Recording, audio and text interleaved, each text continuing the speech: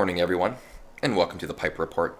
Just a short announcement before I begin the video. I will be live with Holly Seeliger tonight on her channel at 7 p.m. Central.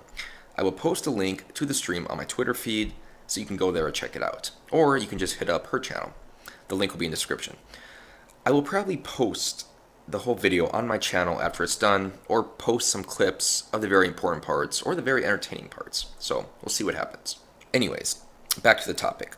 So the book Fire and Fury was released recently and is causing an uproar, especially for the corporate media and regressive shills. What's very interesting to note, before we begin, is that the author himself, Michael Wolff, practically debunks his whole book in the prologue. I kid you not. Here's what he wrote. Many of the accounts of what happened in the Trump White House are in conflict with one another. Many, in Trumpian fashion, are baldly untrue. Those conflicts and that looseness with the truth, if not really itself, are an elemental thread of the book. Sometimes I have let players offer their versions, in turn allowing the reader to judge them. In other stances, I have, through a consistency in the accounts and through sources I have come to trust, settled on a version of events I believe to be true. The first thing that pops into my head after reading this is that he really enjoys making run-on sentences. The second thing that pops in my head, grammatical Nazism aside, is that this book is not based on fact, but rather loose interpretations of what may or may not be true. Michael Wolff is leaving it up for the readers to come to their own conclusions regarding Trump's first few months in office. And as we know, based on contemporary viewpoints regarding the media's and radical left's disdain for Trump, is that those whom dislike Trump will find these claims unequivocal in depicting Trump's guilty and treasonous ways, especially regarding his alleged collusion with Russia.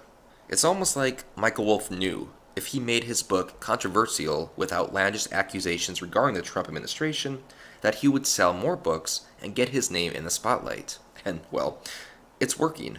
So much so that myself and others are dedicating time to analyze its content and debunk the claims within.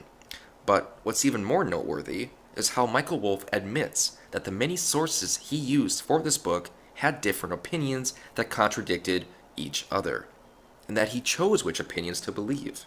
And this isn't the first time he embellished in this story. His 1998 book, Burn Rate, also used misquotes and false sources to represent the narrative he wanted.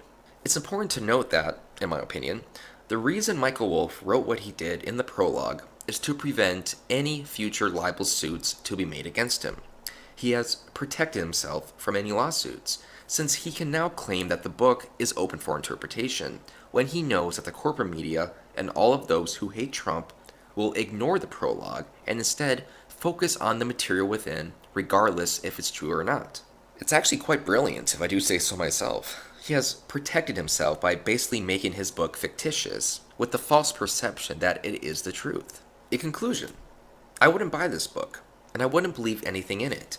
Even though some of the outlandish accusations may be true, the author himself admits that he wrote his book based on what he thought was true, even though other sources contradicted his assessment.